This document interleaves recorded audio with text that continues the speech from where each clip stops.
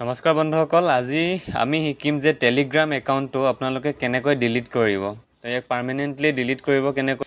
তো তাৰ কাৰণে আমি টেলিগ্ৰাম যোনটো আমাৰ এপছ আছে আমি ইয়াতে প্ৰেছ কৰিম। ইয়াতে প্ৰেছ কৰাৰ পিছত এফালে যোনটো তিনিটা লাইন দেখিবলৈ পাইছে, তো আমি ইয়াতে প্ৰেছ কৰিম। প্ৰেছ কৰাৰ পিছত আমি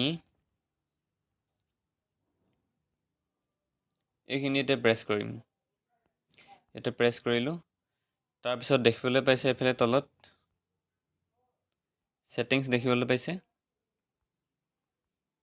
তো এই ছেটিংছত আমি প্ৰেছ কৰিম। ছেটিংছত প্ৰেছ কৰিলোঁ। ছেটিংছত প্ৰেছ কৰাৰ পিছত অলপ স্ক্ৰল কৰি দিম। তাৰপিছত তলৰ ফালে এফালে দেখিবলৈ নিশ্চয় পাইছে, এইটো দেখিবলৈ পাইছে টেলিগ্ৰাম FAQ। তো আমি ইয়াতে প্ৰেছ কৰিম। ইয়াত প্ৰেছ কৰিলোঁ। প্ৰেছ কৰাৰ পিছত ইয়ৰ একাউণ্ট ইয়াত দেখিবলৈ পাইছে তলত ডিলিট ইয়ৰ টেলিগ্ৰাম একাউণ্ট। তো এই ডিলিট ইয়ৰ টেলিগ্ৰাম একাউণ্ট অপশ্যনটোত প্ৰেছ কৰিলোঁ। প্ৰেছ কৰাৰ পিছত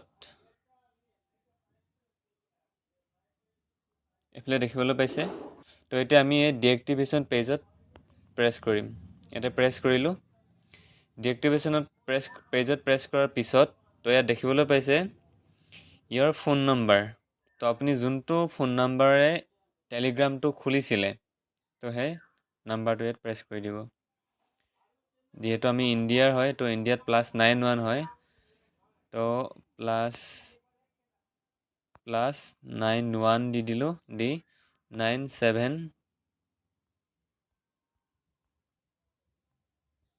নাম্বাৰটো দি এই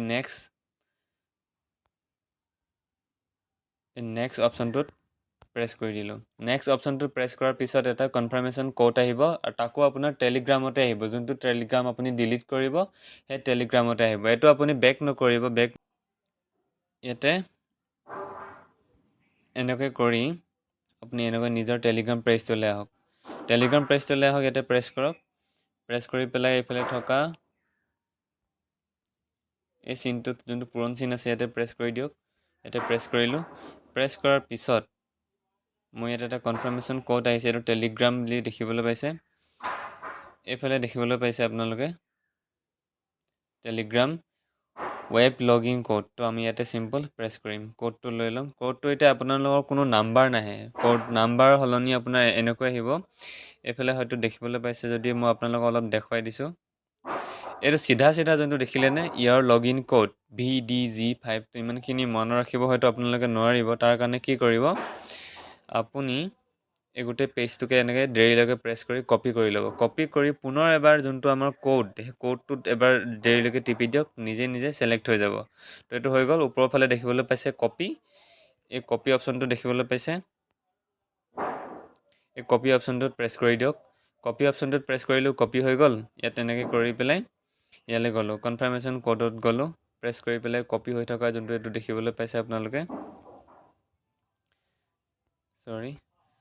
তো কপি হৈ থকা আমি এই VDG যোনটো এইটো কোড হয়, কোডটো আমি ইয়াত প্ৰেছ কৰি দিলোঁ। কোডটো প্ৰেছ কৰাৰ পিছত দেখিবলৈ পাইছে তলত আপোনালোকৰ ৰিমেম্বাৰ মি আপোনালোকক মনত পেলাই দিছে, এইটো আপুনি ডিলিট কৰিব বিচাৰে নেকি।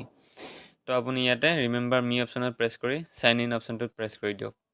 চাইন ইন অপশ্যনটোত প্ৰেছ কৰাৰ পিছত ইয়াত আপোনাৰ এইফালে দেখিবলৈ পাইছে ইয়াৰ ফোন নম্বৰ 9707 আপোনাৰ দি দিছে নাম্বাৰটো।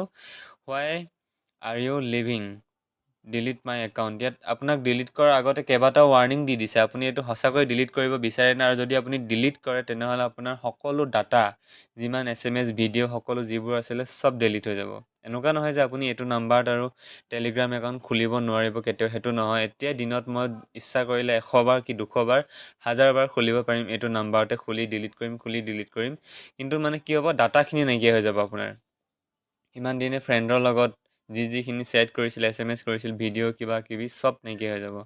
তো ইয়াতে লিখি দিছোঁ মোৰ কথা,